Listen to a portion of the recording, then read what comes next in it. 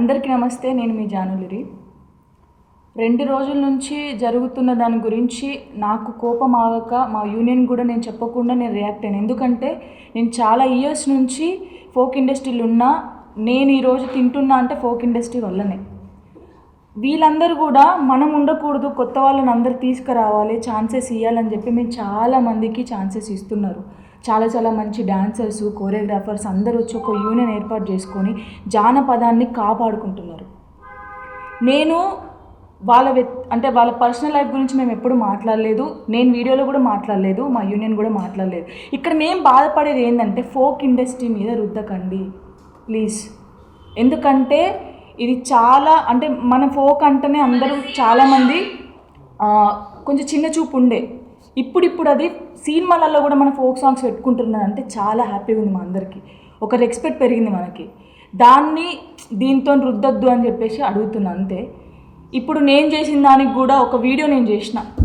వీళ్ళకి ఏం చెప్పకుండా, నేను మా పెద్దవాళ్ళకి కూడా చెప్పకుండా నాకు కోపం వచ్చి నేను వీడియో చేసినందుకు కూడా దానికి కూడా చాలామంది చాలా రకాలుగా మాట్లాడుతున్నారు. మీరు మాట్లాడినా కూడా పర్లేదు, ఎందుకంటే ఇది మాకు కన్న తల్లితో సమానం.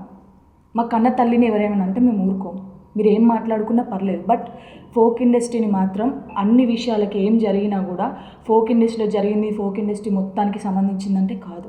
ఎవరి పర్సనల్ వాళ్ళకు ఉంటుంది, కానీ ఫోక్ ఇండస్ట్రీ మీద రుద్దకండి. చాలా మంచి డాన్సర్స్, కోరియోగ్రాఫర్స్ అందరూ వచ్చి ఒక యూనియన్ ఏర్పాటు చేసుకొని జానపదాన్ని కాపాడుకుంటున్నారు. నేను వాళ్ళ పర్సనల్ లైఫ్ గురించి మేము ఎప్పుడు మాట్లాడలేదు.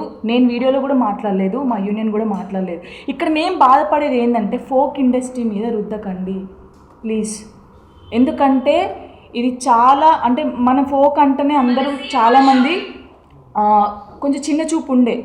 ఇప్పుడు అది సినిమాలలో కూడా మన ఫోక్ సాంగ్స్ పెట్టుకుంటున్నారంటే చాలా హ్యాపీగా ఉంది మా అందరికీ. ఒక రెస్పెక్ట్ పెరిగింది మనకి. దీంతో రుద్దొద్దు అని చెప్పేసి అడుగుతున్నా అంతే. ఇప్పుడు నేను చేసిన దానికి కూడా ఒక వీడియో నేను చేసిన.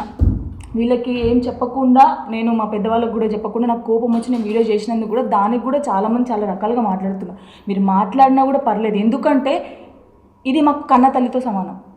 మా కన్న తల్లిని ఎవరేమైనా అంటే మేము ఊరుకోము.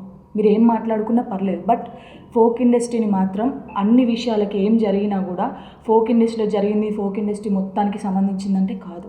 ఎవరి పర్సనల్ వాళ్ళకు ఉంటుంది, కానీ ఫోక్ ఇండస్ట్రీ మీద రుద్దకండి. Thank you.